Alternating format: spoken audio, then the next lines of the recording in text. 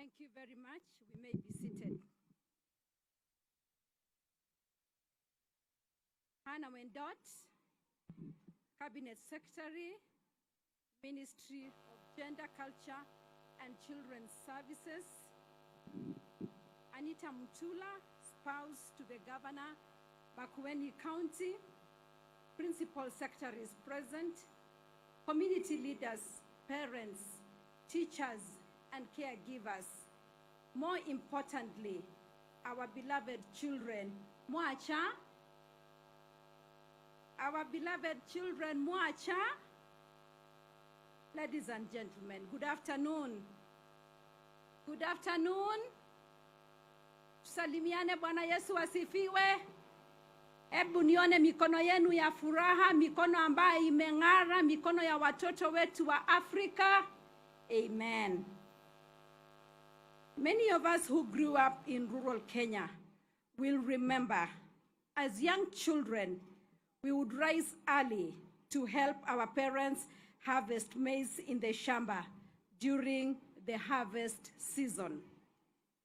After the main harvest was done, we would rush back through the fields with little sacks, searching for stray kernels left behind.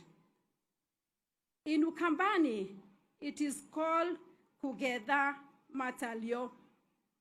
In our national language, Kiswahili, it is called Kukusanya Masazo. We were encouraged to keep piling the maize we collected until our sacks were full.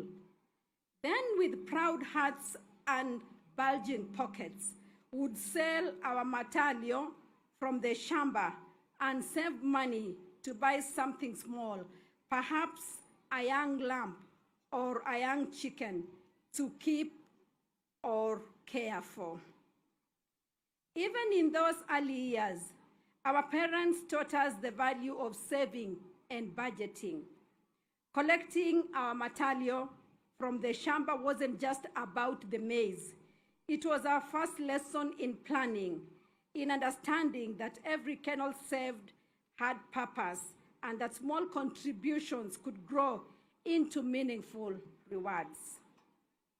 It showed us that financial habits begin in childhood and that teaching children to save and plan early lays a foundation for their future.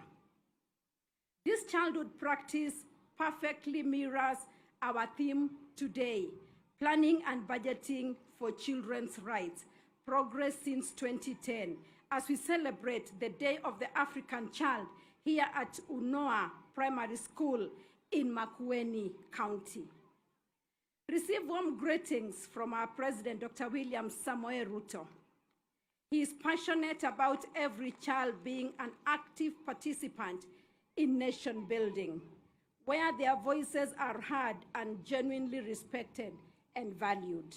Ladies and gentlemen, this day reminds us that every child carries within them the promise of Kenya's tomorrow, and that it is our solemn duty to protect, nurture, and invest in that promises. As Psalms 127 verses 3 beautifully declares, children are a heritage from the Lord, calling us to cherish and safeguard their well-being. Just as we learned how to count, save, and invest our matalio, so we must ensure that every policy, every shilling, and every program for children is carefully planned and accounted for, empowering them to claim their rights and shape Kenya's tomorrow. This requires more than just goodwill. It demands intentional planning and budgeting, with decisions made at the highest levels of government, with children at the center. A similar theme was adopted 15 years ago for the 2010 Day of the African Child celebration. As we celebrate today, we need to take stock of the gains that we have made as a country and equally reflect on the work that still remains. Kenya has made a lot of strides in moving the agenda of children protection and welfare ahead. Let me share some of the celebrations since 2010. We are grateful to His Excellency President Dr. William Ruto for setting up a fully fledged State Department for Children Welfare Services led by our PS, Karen Agengo, who is here with us today. Our Constitution enshrined children's rights at the very heart of our national values. Article 53 enshrines every child's right to education, nutrition, health care, protection, and the nurturing love of a family. The Children's Act, which was enacted in 2022, contains elaborate provisions for the protection of our children. Our National School Feeding Program, which began in 2018 with 1.5 million beneficiaries, now reaches over 2.6 million children, bolstering both school retention and nutrition. In a bid to further enrich our children's experience and health, my office has been diligently collaborating with the Ministry of Agriculture under the 4K Club to establish kitchen gardens in all public primary schools across Kenya under the initiative Feed One End Hunger. I'm delighted to share that in just the last 3 months alone, we have successfully set up 21 kitchen gardens. The positive impact on our schools has been nothing short of remarkable, fostering a connection between education and nutrition and empowering students with practical skills. Net enrollment in primary schools stands above 92%, and 84% of our young people now make the transition to secondary school, up from 64% in 2010. Early childhood development and education has become a devolved function, and many counties now dedicate more than 5% of their budgets to nurturing our young learners. In the health sector, investments in child and maternal services have led to a dramatic decline in under-5 mortality from 74 deaths in 1,000 live births in 2008 to 41 deaths per 1,000 births in 2022, and immunization coverage has remained above 80%. Through the National Care Reform Strategy, we are shifting from large institutions towards family and community-based care, because every child belongs in a loving home. Ladies and gentlemen, Kenya has made good progress in ensuring that children participate in decision-making processes and that children are listened to and their voices heard. Planning and budgeting for children is not just a technical issue, it's a moral one. Our children constitute 46% of the total population of Kenya. Therefore, there is an urgent need to increase investment towards the activities of children in Kenya. Mr. Joe Biden, the former president of the United States, once said, and I quote, "Don't tell me what you value. Show me your budget, and I will tell you what you value." As we take a moment to reflect on the integral role of our children in shaping a brighter future, I am particularly struck by the profound words of Herbert Hoover, who said, and I quote, "Children are our most valuable resource." This statement not only resonates deeply, but acts as a powerful reminder of the critical need to actively engage children in nation-building processes, especially in aspects such as planning and budgeting. Children have unique perspectives and boundless creativity, which can lead to innovative solutions that have the potential to create a positive impact not only for their own generation, but for society as a whole. My prayer to each one of us here today is that we involve our children in planning and budgeting for their activities as we pave the way for a future that is inclusive, dynamic, and reflective of diverse voices. Child participation is not a choice. It is a fundamental requirement for sustainable development and growth of Kenya. Let us not leave our children behind. Their voice is crucial. As they said this morning, "Watangara wa." May God bless the children of Kenya and may God bless our great nation. Mungu awabariki. Asanteni sana. Makofi kwa mama wa taifa. Kabla sijaketi, ningependa tu kusema jambo moja. I would just like to say something that I would like to do for this particular primary, and maybe I could ask the head teacher to come.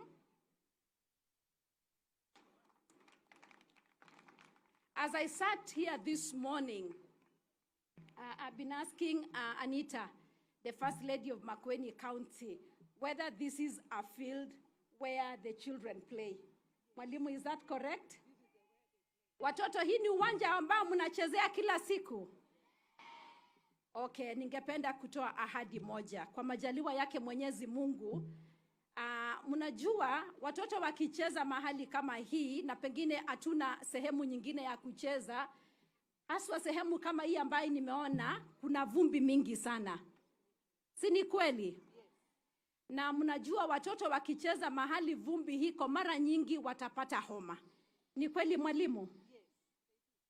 Mwalimu anasema kwamba ni kweli. So maybe kupitia mpango ya ofisi yangu na mimi binafsi na tukifanya kazi na First Lady wa Makueni County, Anita, there's something I would like us to do for this field. Ningependa tupande nyasi.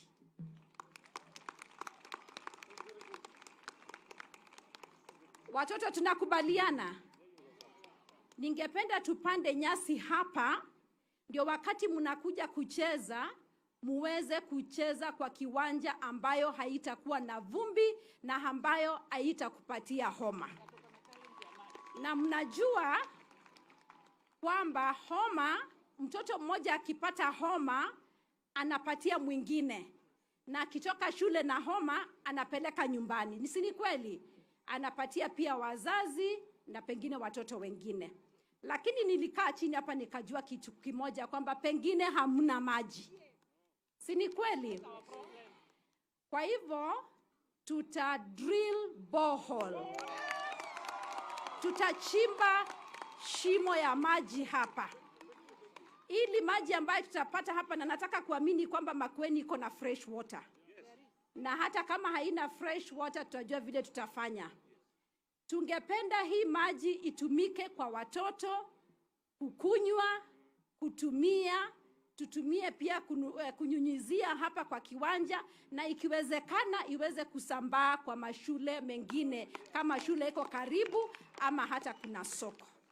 So katika hii siku ya kusherehekea siku ya watoto wa Kiafrika, wacha tuweze pia kusema kwamba tutapata maji katika hii shule ambayo imetupatia hosting, shule ya Unoa, ili pia watoto waweze kupata maji ya kukunywa, shule ipate maji ya kutumia jikoni kwa ile school feeding program ambayo tunalete ya mambo ya kitchen gardens ambayo tunafanya na 4K clubs, na tuweze kusambaza hiyo maji pia iweze kufika katika sehemu nyingine, shule nyingine, ama kama kuna hospitali hapa, ama hata kama kuna soko. Kwa hivyo hiyo ndio ahadi yangu ambayo ningependa kuacha hapa, tukisherehekea siku ya mtoto Mwafrika. Asanteni sana, tutaanza hiyo mpango. Wacha Mungu awabariki. Mungu awabariki watoto wetu wote wa Kenya, mahali kokote waliko, na watoto wetu wa Africa continent. Asanteni sana, Mungu awabariki. Asante, wapi makofi. Tunaomba mama wa taifa aweze kusalia kwenye jukwaa. Kuna zawadi nyingi sana ambazo watu wa Makueni wamekuandalia. Zawadi ya kwanza italetwa na mwenyekiti wa NCCS, aje kwa haraka, na anapoleta zawadi nataka tumwangalie mama wa taifa sote. Makueni hoye. Tunataka Rais William Ruto aje hapa. Wangapi wanatumana Rais William Ruto afike Makueni? Afike wote. Alete maendeleo. Asanteni sana. Zawadi ya kwanza ndio hiyo. Amekabidhiwa, angalia vile ni nzuri. Wow, wapi makofi. Hiyo imepeana na NCCS. Hapo nimeona mwenyekiti na CEO. Zawadi ya pili, Mheshimiwa mama wa taifa, ni ya spouse to the governor wa Makueni, Her Excellency Madam Anita Mutula. Pia naye ana zawadi yake ya kukupa. na nimefahamishwa ni kama ni matunda ya huku Makueni, matamu kweli kweli.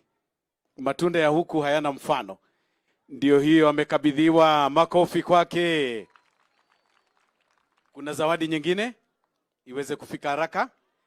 Wow, machungwa. Naomba mbaki papo hapo, Your Excellencies. Naomba tafadhali tupate picha. PS weza kuja pamoja na PS.